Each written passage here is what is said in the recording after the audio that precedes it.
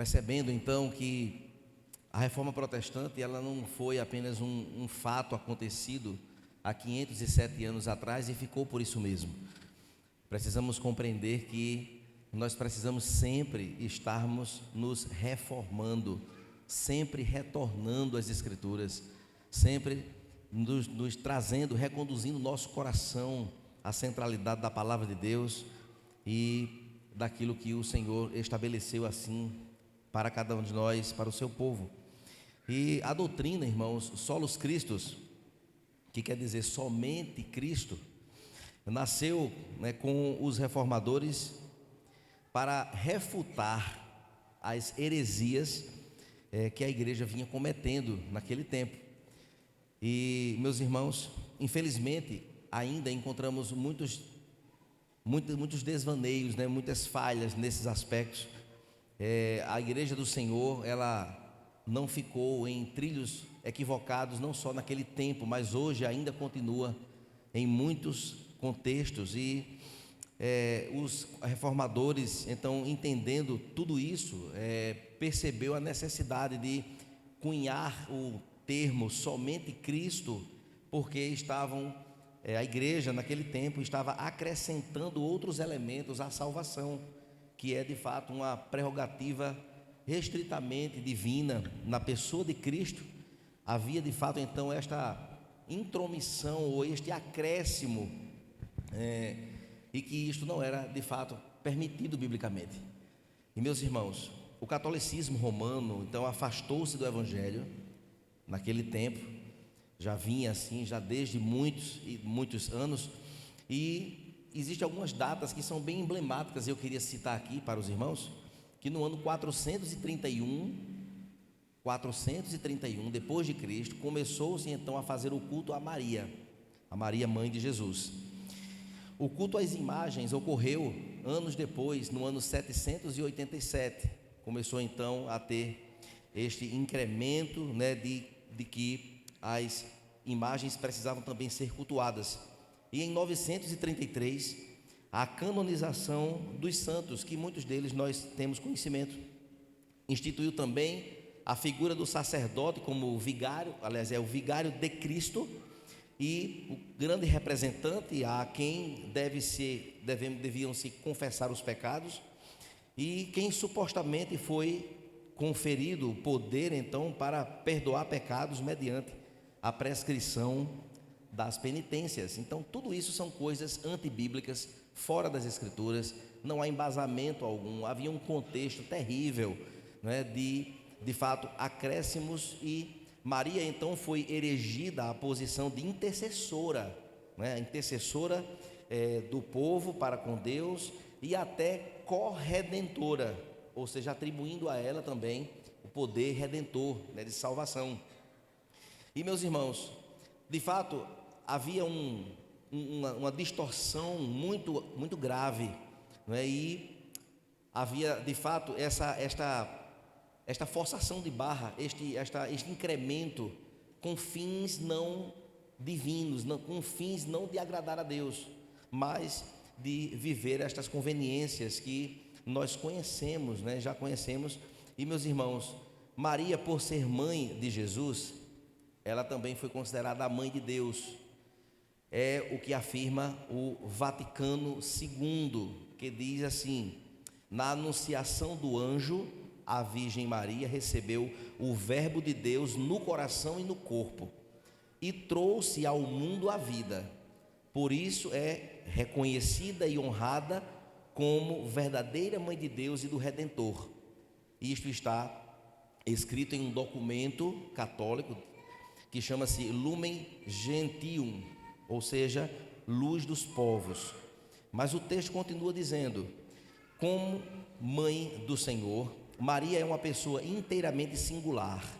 Como seu filho, ela foi concebida como um ser humano e viveu toda a vida isenta de qualquer vestígio do pecado original. Isso se chama a sua Imaculada Conceição. Antes, durante e após o nascimento do filho Jesus, Maria então percebeu fisicamente que o seu estado de fato continuaria virginal, ou seja, continuaria virgem. E no final da vida de Maria, ela foi assunta aos céus, isto é, elevada ao céu de corpo e alma, isto chamamos de sua assunção. Mostramos, irmãos, de fato este conteúdo curto que fala centralmente sobre estas distorções da igreja naquele tempo. Mostramos então esta particularidade católica que está firmada na fé de muitos corações de pessoas que são desta tradição, juntamente para provar que eles são juntamente com Cristo suficientes, ou seja, que Cristo não é suficiente em sua obra.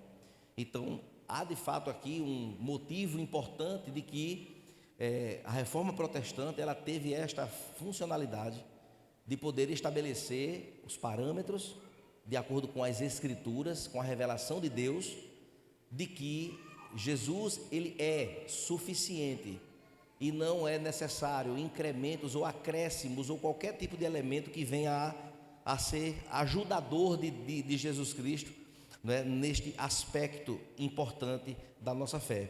Embora, irmãos, nós tenhamos falado, né, aqui sobre os católicos, nós podemos ver, irmãos, que existem ainda contextos evangélicos que vivem também nas suas igrejas de forma equivocada, de forma errada, praticando e vivenciando coisas que não estão nada compatíveis com as escrituras sagradas. Nós não vemos, irmãos, em nosso meio santos que morreram, que já morreram e sendo então cultuados como acontece na igreja católica, mas existem contextos evangélicos que idolatram seus líderes, idolatram então figuras, personalidades, pastores que são itinerantes e pregam pelo Brasil e pelo mundo inteiro como se fossem celebridades a serem até cultuadas, se não for um exagero de minha parte. Nós não temos aqui, irmãos, nas igrejas evangélicas os crucifixos, terços, os santinhos. Em contrapartida, há muitas igrejas que adotam como elementos na sua fé candelabros, arca da aliança, o varão, a vara de Arão, o chofar. Alguns até vão mais além, adotam o sal grosso, a meia, a fronha, né? E a toalhinha e etc. E tantas outras coisas que nada tem a ver com as escrituras sagradas, nem com fé em Cristo, não tem nada a ver com nada das escrituras. E meus irmãos, se formos somar o número de objetos e símbolos proféticos que se utilizam, nós podemos ver hoje que a igreja ela precisa de fato, neste caos existencial de caminhada, retornar às escrituras sagradas. E meus irmãos, ao olharmos, queridos, tudo isso, se nós fazemos parte de uma igreja sadia, devemos com isso agradecer a Deus, louvar a Deus por uma caminhada sadia, onde púlpitos não são negociados, onde as verdades sagradas são pregadas e repetidamente, insistidamente, para que as nossas mentes e corações sejam arraigadas, presas, firmadas, fincadas na fé genuína em Cristo Jesus. Será que de fato, irmãos, nós temos algo que pudéssemos então a nos alegrar nesta noite? Com certeza sim. Ao olharmos para o dia 31 de outubro e ver nesta data um ponto importante de que Deus interviu na história de toda esta bagunça que havia naquele tempo para estabelecer um parâmetro sadio conforme a sua vontade para que nele nós pudéssemos viver. Como hoje vamos falar sobre os solos cristos, eu convido você a abrir a sua Bíblia em 1 Timóteo capítulo 2 e o verso 5, depois desta um pouco extensa introdução.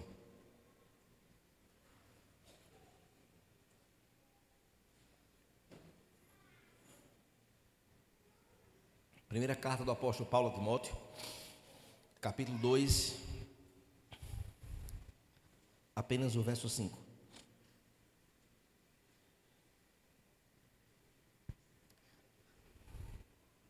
Mantenha a sua Bíblia aberta, porque vamos falar sobre alguns versos que estão por perto e aí facilita a nossa compreensão. 1 Timóteo 2, verso 5 diz: porque há um só Deus e um só mediador entre Deus e a humanidade, Jesus Cristo, homem. Oremos ao Senhor. Pai santo e eterno Deus, queremos nesta hora, ó Pai, diante da Tua palavra, pedir ao Senhor que o Teu Santo Espírito nos ajude, ó Deus, na iluminação da nossa mente, para que possamos compreender as Tuas verdades absolutas que foram colocadas, ó Deus, para o nosso bem, para o nosso direcionamento, para conhecer, ó Deus, mais acerca da Tua palavra, acerca do Senhor. Assim aprove a Ti, ó Deus, revelar-se, para que hoje pudéssemos ter esse privilégio, como este meio de graça, de podermos compartilhar da Tua palavra. Quero Te agradecer, ó Deus, por esta oportunidade de poder, ó Deus, refletir a Tua palavra juntamente com os nossos irmãos que aqui estão. Nós queremos, ó Deus, Te pedir, Senhor, nos abençoa. No nome de Jesus Te oramos. Amém. Meus irmãos, Paulo escreveu 2 cartas para Timóteo. Primeira carta, segunda carta a Timóteo. Nestas cartas, o jovem Timóteo se preparava então para assumir a igreja de Éfeso. E essas instruções que Paulo passa a dar a Timóteo são instruções extremamente valiosas, explicando então coisas que são pertinentes à caminhada pastoral, aquilo que eles pudessem então que ele pudesse então vivenciar na prática então do seu pastoreio. E o apóstolo Paulo dá de fato, irmãos, explicações dessas características que são pertinentes a esta carta, são características recheadas de tantas orientações e alertas em diversos assuntos, em muitas coisas que seriam importantes para Timóteo. Desde tantas coisas ricas e profundas ensinadas pelo apóstolo Paulo, ele então ressaltou aqui nas Escrituras, nesse texto que nós vimos aqui em versos anteriores, sobre o bom combate que ele haveria de enfrentar. E é um combate, geralmente não é uma coisa que soa facilidades, mas o bom combate, há algo bom neste combate que ele então se refere. E eu queria que você pudesse observar, no finalzinho do capítulo 1, ele fala sobre isso, do verso 18 até o verso 20, quando ele fala sobre este bom combate. E aqui, meus irmãos, eu gostaria de ler com você, mantenha a sua Bíblia aberta. Ele diz: esta é a admoestação que faço a você. Ele está falando para Timóteo. Timóteo haveria de então assumir a igreja de Éfeso, e aqui vai um recado direto para Timóteo. Meu filho Timóteo. Observe que o trato com Timóteo era de um pai para um filho. Segundo as profecias que anteriormente foram feitas a seu respeito, que firmado nelas, você combata o bom combate, mantendo a fé e a boa consciência, porque alguns, tendo rejeitado a boa consciência, vieram a naufragar na fé. Verso 20: entre esses estão Himeneu e Alexandre, os quais entreguei a Satanás para serem castigados, a fim de que aprendam a não blasfemar.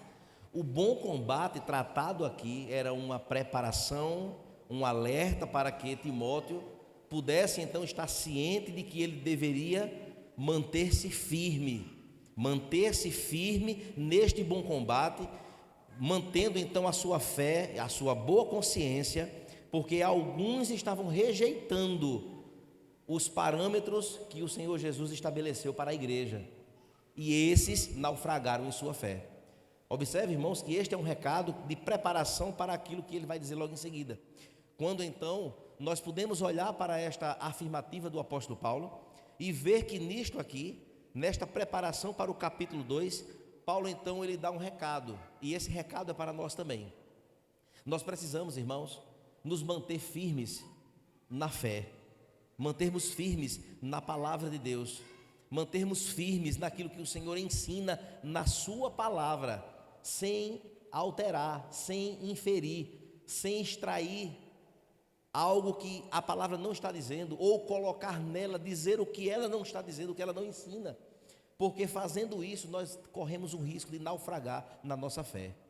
Por isso que a igreja do Senhor, naquele tempo, naufragou, porque não permaneceu, não deu ouvidos às recomendações apostólicas de que a igreja deveria se manter firme nas Escrituras, na palavra, na sua fé, na condução, na boa consciência de que ensina-se a palavra, cumpre-se a palavra, ama-se a palavra com zelo, com afinco, com crescimento, cultivando então um relacionamento com o Deus que se revelou na palavra. Por isso, irmãos, o apóstolo Paulo, a partir do capítulo 2, Paulo inicia então a sessão com um ardente argumento sobre a prática da oração, que não pode se afastar de forma alguma, e também da exaltação à pessoa de Jesus Cristo, ou seja, a oração que foi falada hoje aqui no catecismo, mas também a exaltação à pessoa de Jesus, não apenas como um slogan, como uma frase bonita que não passa daquilo, e que a vontade do Senhor, o nosso Salvador, ela jamais é acolhida como verdade para nós. Não é esta a proposta. Assim, meus irmãos, os discípulos de Jesus, eles devem ser pessoas de oração. Todos nós devemos ser pessoas de oração, pessoas comprometidas com isso. E isto vai nos levar, de forma resumida, a duas palavras importantes que nós podemos observar: a piedade e a honestidade. Porque a piedade, irmãos, é a adoração correta a Deus. E como é que eu adoro corretamente a Deus? Não é criando inovações, não é colocando coisas dentro do páreo que está totalmente desconectada com a pessoa de Jesus. Então esta adoração ela é falha, ela é fraca, deve ser retirada de pauta. A nossa adoração dentro desta piedade tem que ser uma piedade legítima e com honestidade, porque isto, irmãos, de fato é a conduta de todo crente deveria ter: honestidade e piedade nesta correlação de adoração a Deus. Então, irmãos, essas palavras devem andar juntas. Não somos, irmãos, verdadeiramente honestos se nós não somos piedosos. Esta é uma verdade. E não podemos nos aproximar, nos render a Deus, dando-lhe o que é devido no coração de um adorador que deveria o adorar em espírito e em verdade. Se nós não somos honestos, não somos verdadeiramente piedosos. E esta conjuntura, irmãos, está muito entrelaçada dentro deste contexto aqui de Timóteo. O apóstolo Paulo, ele resgata coisas importantes nesta equação, preparando o coração daquele jovem pastor para o desafio que ele haveria de encontrar. O nosso lema, então, queridos, deveria de fato ser, ou deve ser, o que é aceitável aos olhos de Deus, nosso Salvador. Devemos nisto abundar, ou seja, devemos nos deleitar, mergulhar. E o que é que nós encontramos no nosso tempo, que tem sido motivo para tantas coisas erradas, distantes das Escrituras Sagradas? É mergulhar naquilo que não é de Deus, é nos abraçar com o que não pertence a Deus, não faz parte do caráter de Deus. É podermos olhar então para as Escrituras e querer inventar uma interpretação que não é a interpretação correta, porque existe uma falácia: não, essa é a sua interpretação, essa é a minha interpretação. Não, a interpretação bíblica é uma só. E como é que eu vou descobrir qual é a interpretação correta das Escrituras? É o contexto, pelo contexto, pelo contexto. Não é pegar um versículo isolado e dizer: isso aqui é o que eu estou entendendo. Não, negativo, está errado. Por isso, tantas igrejas que se dizem evangélicas, praticando coisas que são verdadeiras atrocidades. E, meus irmãos, a palavra de Deus nos alerta de que eu preciso me manter firme nas Escrituras, firme na fé, que é oriunda da palavra de Deus revelada. E, queridos, olhando então para o verso 5 que nós lemos, ele fala categoricamente sobre um único Deus e um único mediador. Só um. Não existe um outro. Não existe outra mediação. Não é santo fulano, santa não sei quem. Não. É somente Cristo. Só Ele é o intercessor. Só Ele é o mediador. A palavra de Deus, ela de forma incansável, ela traz isso, estas afirmativas. E neste mediador, irmãos, que a palavra de Deus nos fala nesta noite, se deu então em resgate por todos aqueles que o Pai lhe deu, e por nós então que aqui estamos, que fomos alcançados por esta graça redentora, foi que ele então se colocou com todos os direitos sobre a nossa vida, porque mortos nós estávamos em nossos delitos e pecados, mas quem foi que nos deu vida? Foi o Senhor Jesus. Ele nos resgatou do império das trevas, foi Ele quem fez. Então a Ele o mérito, não a mim, não a tradição católica da igreja naquele tempo, não porque teve os reformadores que foram instrumentos de Deus, mas foram apenas instrumentos nas mãos do Senhor para fazer o que Deus queria fazer, para de fato trazer a igreja para o centro da sua vontade, os trilhos da verdadeira revelação do Senhor, para viver assim conforme foi feito lá em Atos dos Apóstolos, na igreja primitiva. E meus irmãos, ao olhar para estas verdades, ao olhar para tudo isso, queridos, nós podemos olhar para Jesus como o propiciatório, aquele que pagou no nosso lugar. Ele foi uma morte substitutiva. Ele morreu na cruz, porque lá era para estar lá, você era para estar lá naquela cruz. Mas ele disse: não, eu vou para a cruz, eu vou comprá-los, eu vou elegê-los, eu vou pagar o preço por eles. E queridos, nos tempos do Antigo Testamento, seus sofrimentos e glória, então foram assim profetizados, falados, e no cumprimento dos tempos, assim ele fez. Aqueles que são salvos devem então chegar-se a ele, ao conhecimento da verdade, e isto de fato, irmãos, é uma maneira designada pelo próprio Deus para salvar pecadores. E aqui, meus irmãos, as palavras mediador têm um peso importante. Entre eu e Deus só há um, Jesus Cristo, porque Ele foi anunciado lá no Gênesis, Ele foi anunciado lá quando o Senhor foi estabelecer o julgamento sobre o homem e a mulher e sobre a serpente. Deus anunciara a vinda do Messias, daquele que haveria de vencer a morte, que haveria de ser o Cordeiro de Deus, que haveria de ser sacrificado, que haveria de que com seu pagamento na cruz resgatar a vida do seu povo. Assim, meus irmãos, a palavra resgate é outra palavra importantíssima que nós encontramos. A palavra resgate é uma palavra que nós não temos condições de pagar. O resgate foi pago por alguém que só Ele mesmo é quem poderia pagar, porque nós, por nós mesmos, nós não tínhamos a mínima condição. Os irmãos lembram que nos tempos bíblicos, quando alguém pecava, era um animal que vinha pagar pelo resgate daquele pecado ali temporário. Era matado, era esquartejado, o sangue era derramado, as carnes queimadas, e a fumaça que subia das cinzas daquele animal morto agradava a Deus e perdoava o pecado. Mas era uma anunciação, era apenas um direcionamento, um apontamento para o verdadeiro Cordeiro de Deus, que haveria de morrer suficientemente pelo nosso resgate. O resgate foi pago, o resgate foi consumado. Ele assim resgatou-nos para todo sempre. Havia de fato, irmãos, algo a ser propiciado, conforme nós falamos, Ele foi no nosso lugar.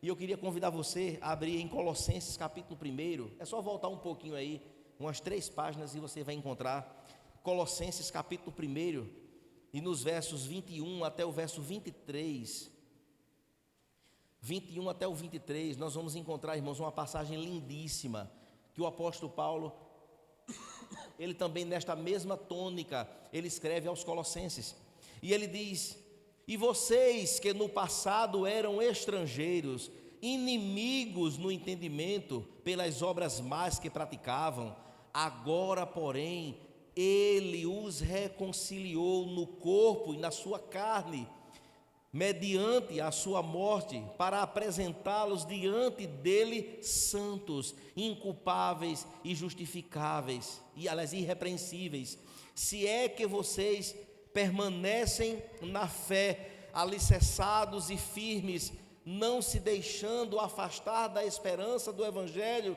que vocês ouviram e que foi pregado a toda criatura debaixo do céu, e do qual eu, Paulo, me tornei ministro. Essas palavras, irmãos, essa passagem aqui é riquíssima, de tantas afirmativas maravilhosas, que traz de fato, de forma muito clara, a nossa condição anterior à nossa reconciliação em Cristo. Nós éramos terríveis, nós éramos as piores das criaturas, inimigos de Deus intencionais. Era isso que nós éramos, mas em Cristo, quando adentra na história, irmãos, Paulo também nesta tônica trabalha com os colossenses, trazendo esta realidade, a realidade de que ao que Cristo de fato é, no âmbito em que Ele representa a sua graça sobre a igreja, nesta relação com Deus. Assim, irmãos, nós podemos também perceber que havia naquele tempo muitos elementos que norteavam ali, que ficavam ao redor ali da igreja, querendo então atribuir à salvação coisas que nada tinha a ver, que eram de fato heresias. Havia uma pregação no tempo de Colossenses que dizia que pela obediência à lei, que ninguém consegue cumprir totalmente a lei, era-se então salvo. Havia filosofias pagãs, havia maltrato ao próprio corpo, para que com isso, se martirizando a si mesmo, a gente poderia alcançar a salvação. Havia muito misticismo naquele tempo, e o apóstolo Paulo, ele foi radical em dizer que nada disso aqui vale, porque o Senhor foi quem nos reconciliou com Deus para todo sempre. Foi Ele quem fez, não foi ninguém que foi até a cruz pagar com seu sangue pelo resgate das nossas vidas. Não há nenhum tipo de outro ensinamento que pudéssemos então colocar na pauta do nosso estudo bíblico e do conhecimento da palavra de Deus que venha a se equiparar ao que Jesus fez. Nada, nenhum elemento, não há outro caminho, não há outra forma de chegarmos a Deus se não for por meio da pessoa de Jesus Cristo. E foi esta mensagem que a Reforma Protestante trouxe como um protesto de que indulgências, elementos, pessoas, seja lá quem for, não tem valor de nada. Só a Cristo este mérito, somente ao Senhor Jesus esta prerrogativa, somente a Ele. Ele é o nosso único e suficiente mediador. Assim, meus irmãos, Jesus, Ele não estava sozinho naquele imaginário colossense. Havia esta força que hoje nós podemos perceber de forma muito sutil no nosso tempo, quando a gente olha com muita tristeza púlpitos de igrejas que foram invadidos pelos coaches, foram invadidos pela psicologia, sermões totalmente psicologizados para poder ajudar o seu ego, para você sair bem do culto, para você sair para cima, como autoajuda, uma utilização totalmente distorcida daquilo que a palavra de Deus ensina. Porque a palavra de Deus, irmãos, não tem nada fofinho para pecador, não. A palavra de Deus é de A a Z. Arrependa-se, volte-se para o Senhor. Só Ele é o caminho. Tem presença dEle na nossa história, na nossa caminhada. Mas pegar a Bíblia Sagrada, catar versículozinhos para poder fazer uma teologia agradável, isso é crime, é criminoso. Isto é criminoso, irmãos. Precisamos perceber que as Escrituras Sagradas, depois da queda, a nossa condição é terrível.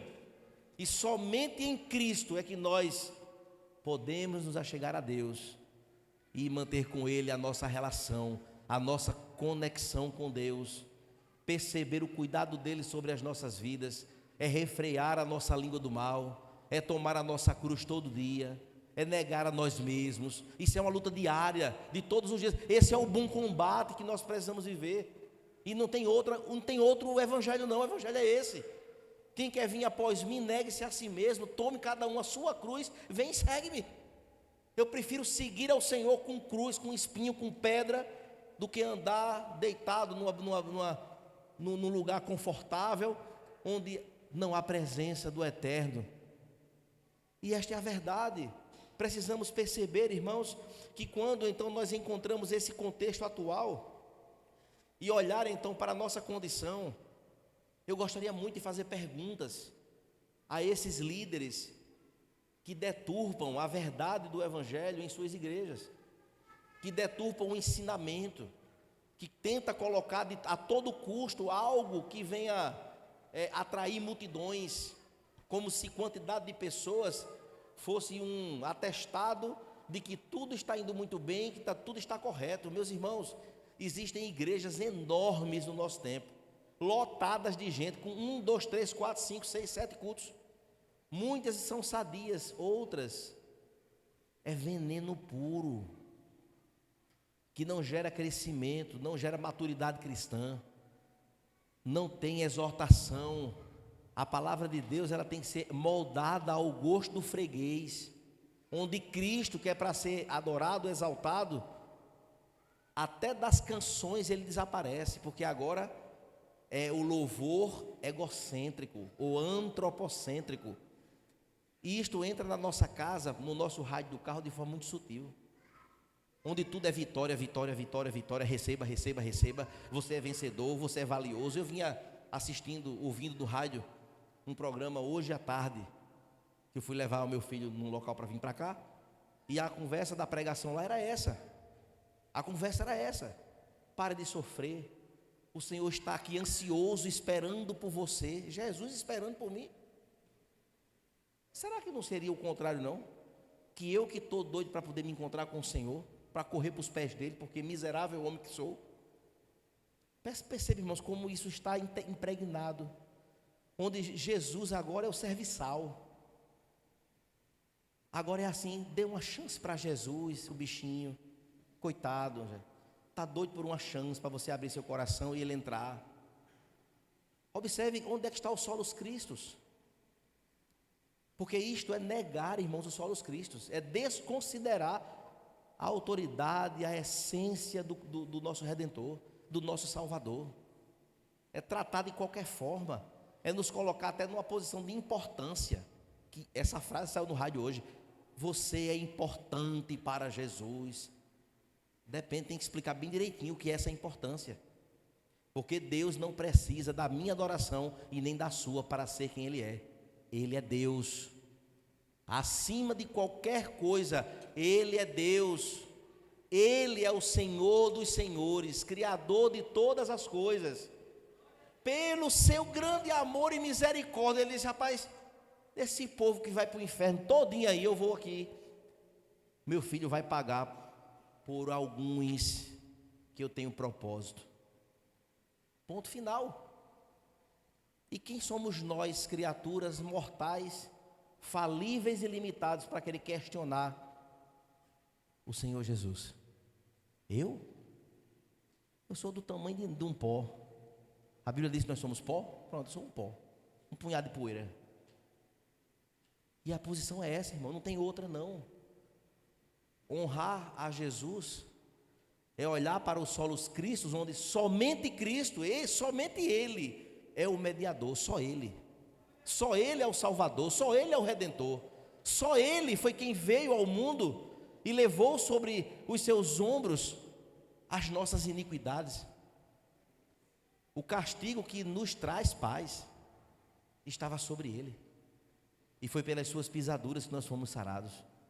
Somente Ele é o exaltado da noite aqui, e precisa ser sempre.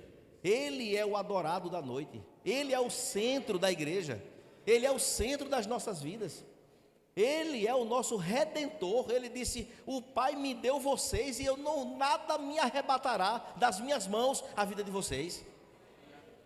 É Ele, só Ele, não tem outro, irmãos. Observe, queridos, que somente Jesus, Ele é capaz de nos livrar das trevas. Somente Jesus pode adentrar qualquer contexto difícil dessa existência. Não, porque o coração de fulano é muito duro. Na mão do Senhor não tem coração duro, porque Ele é transplantador de coração. Ele arranca coração de pedra e bota coração de carne. Foi assim com Paulo, foi com seus apóstolos, foi com as nossas vidas. Somente Jesus é capaz de nos levar ao Pai. E meus irmãos, quando nós olhamos, queridos, que a sua palavra diz em João 14,6, Ele é o caminho, no singular, o caminho, não é um caminho, não, Ele é o caminho, Ele é a verdade, Ele é a vida. Somente Ele, só Ele é capaz, irmãos, de dar a salvação, porque a salvação pertence a Ele, e não é por presciência que Ele deu a salvação dele ao seu povo. Ele nos elegeu antes da fundação do mundo, assim diz a sua palavra. Queridos, a centralidade de Cristo, irmãos, é o fundamento da fé protestante.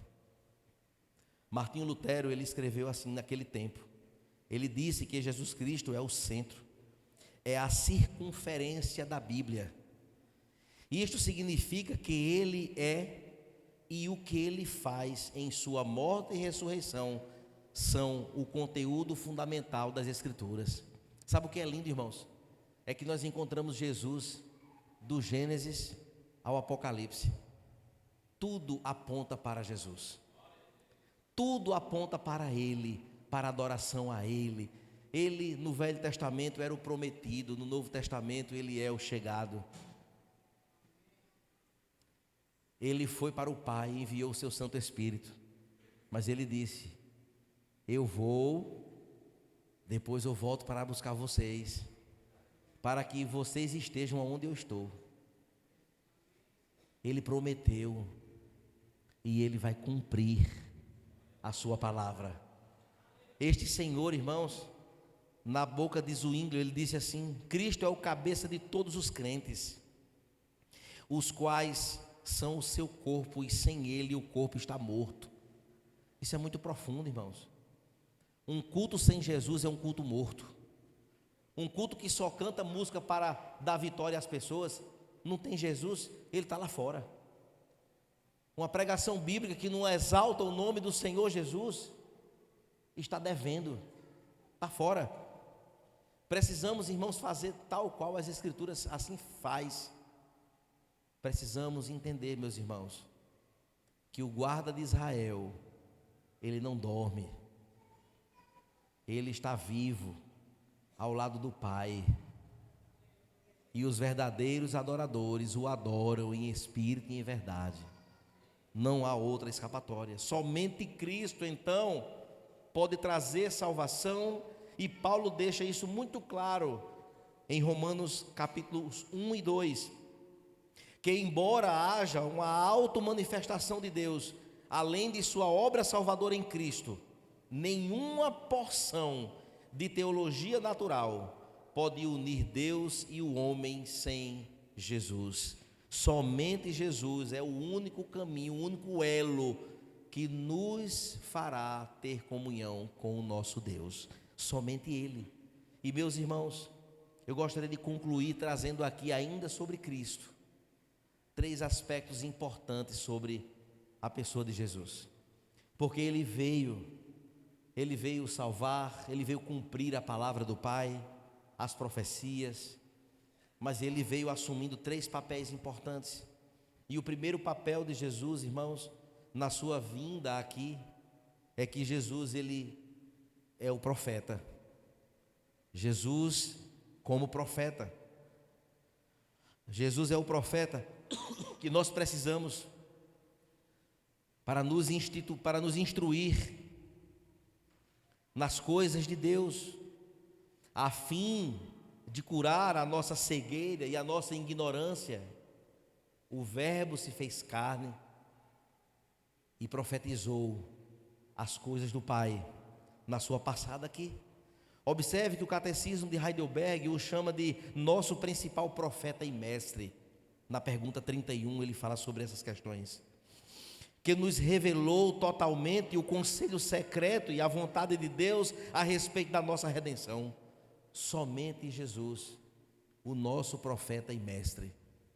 Mas Jesus também veio como sacerdote. Cristo é também o sacerdote, o nosso extremamente necessário sumo sacerdote, que também, como diz o Catecismo de Heidelberg, pelo sacrifício do seu corpo nos redimiu e faz contínua intercessão junto ao Pai por nós. Meus irmãos, a salvação está somente nele, porque há 2 condições que não importa o quanto nós nos esforcemos, nunca e jamais conseguiríamos satisfazer a Deus.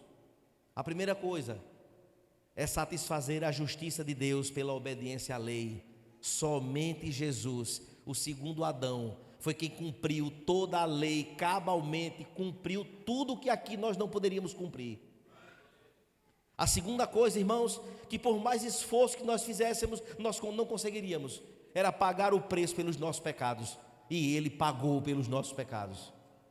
Hoje nós estamos diante do Rei dos Reis, justificados. Não somos perfeitos ainda, porque ainda há natureza pecaminosa em nós. Um bom alerta para que nós nos esforcemos em seguir ao Senhor e meditar em Sua palavra todos os dias, e viver uma vida de oração e de arrependimento de pecados, e sempre estar nos reformando, voltando-nos para a centralidade das Escrituras. Mas por último, irmãos, Jesus veio como Rei. Finalmente, Jesus Cristo é o Rei dos Reis. Ele reina sobre todas as coisas. Ele reina sobre tudo, irmãos, sobre a igreja por meio do Espírito Santo, conforme Atos capítulo 2, os versos 30 a 33. Ele sobremaneira dá o arrependimento ao impenitente e concede perdão ao culpado, conforme Atos 5:31. O Catecismo de Heidelberg também diz que Cristo é o nosso Rei eterno, que nos governa por Sua palavra e pelo Seu Espírito, e que defende então e persevera-nos no gozo da salvação que Ele adquiriu para nós com a Sua morte na cruz. Jesus especifica, irmãos, o que os discípulos devem ensinar na grande comissão, lá de Mateus capítulo 28. Aquela passagem, irmãos, é de fato as cartas que o Senhor Ele dá na programação da igreja. O que é que a igreja deve ser? A igreja, ela deve ser uma igreja que adora. A igreja deve ser uma igreja que faz discípulos. Mas a igreja é uma igreja que também evangeliza, sendo isto não principal, porque não existe evangelização sem adoração. E a evangelização, ela é temporária. Quando o Senhor Jesus voltar para buscar a sua igreja, não precisará mais de evangelizar ninguém, mas a adoração, ela continua para todo sempre. Mas finalmente, irmãos, o Senhor Jesus na grande comissão disse: ensinando todas as coisas que eu vos tenho ordenado. Nós precisamos voltar sempre para as Escrituras. Precisamos ensinar as Escrituras aos nossos filhos. Precisamos ensinar as Escrituras àqueles que estão próximos de nós. Precisamos utilizar a Escritura como um marco norteador da vida. Precisamos, irmãos, olhar para estas verdades que o Senhor Jesus deu e confiou nas nossas mãos. Pontos importantíssimos que devem servir de condução para todos nós e para a igreja. Ele confiou à sua igreja, a qual nós fazemos parte, para que neste período histórico da sua partida e da sua volta, nós, como cristãos, como povo de Deus sobre a terra, podemos cumprir cabalmente com o que Ele mandou que nós fizéssemos. E é por falta de ensino que muitos problemas acontecem. É por falta do ensino genuíno das Escrituras que muitas igrejas estão vivendo seus piores momentos de naufrágio de fé. A casa é lotada, mas a ausência de Deus é presente. A ausência de Deus, a presença não se faz ali. Existe uma ausência. E meus irmãos, estamos preocupados com o quê? Com quantidade ou com fidelidade ao que se prega e ao que se ensina? Meus irmãos, isto deve ter um ponto de relevância importantíssimo para todos nós, ao olharmos então para o que aconteceu na Reforma Protestante. Como nós devemos nos alegrar e perceber o cuidado de Deus em nos abençoar com tão grande marco histórico na história da igreja. Novos discípulos não são feitos, irmãos, por partes selecionadas do seu ensino, não. Os novos discípulos verdadeiramente, eles desejam aprender do Senhor, merecem que nós tenhamos todo o cuidado de ensinar tudo acerca de Jesus. Os nossos filhos, os novos membros, os novos convertidos, precisam ver Cristo em nós. Precisa ver Cristo na nossa intencionalidade. Quando chega o dia do culto, irmãos, é com Ele que nós vamos nos encontrar aqui. Será que isso deveria ter uma importância importante na nossa vida? Será que isso deveria ter um peso de importância, melhor dizendo? Eu preciso entender, queridos, que quando nós nos dispomos a estar reunidos como igreja do Senhor, nós não viemos aqui apenas para nos encontrar socialmente, mas nós viemos aqui para adorar a Jesus, ao Cristo que morreu por nós. Ele é merecedor da nossa reverência, do nosso louvor.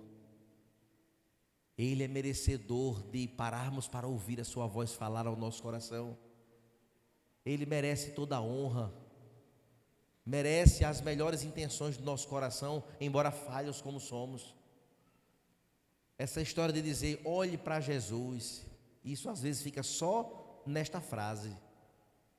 Que quando nós olhamos, vamos olhar só para Jesus e vamos ver como foi Jesus aqui, no seu tempo, como ele viveu aqui.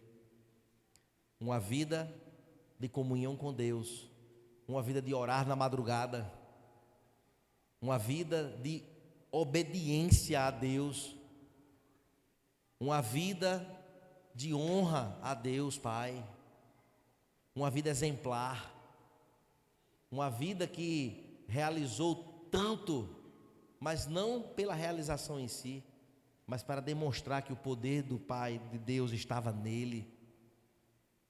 Um cumprimento daquilo que tudo havia sido anunciado 700 anos antes de Jesus vir. O profeta Isaías falou muito sobre ele.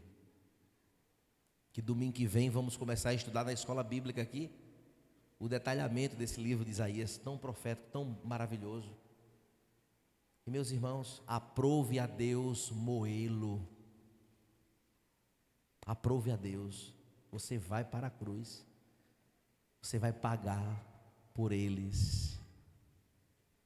E ele veio, sofreu. Esta mesa é por causa dele. Aqui estão os elementos que representam a morte vicária, substitutiva de Cristo. E meus irmãos, Jesus assegura aos seus discípulos que enquanto eles estão aqui executando a caminhada, o ensino, a adoração, nesta comissão que ele deu, ele disse que sempre estará com eles e estará conosco. A sua autoridade e o seu senhorio não os abandonaram e não nos abandonará. Ele é o Senhor que se faz presente em nosso meio, e por isso devemos nos alegrar nisso. Devemos nos alegrar, irmãos, por tudo aquilo que o Senhor Jesus, Ele fez, e nada se equipara ao poder e à autoridade de Jesus. Somente Ele é o Senhor, somente Jesus é quem salva e perdoa pecados, somente a Ele toda honra, toda glória e toda adoração. Amém? Fiquemos de pé e vamos orar ao Senhor.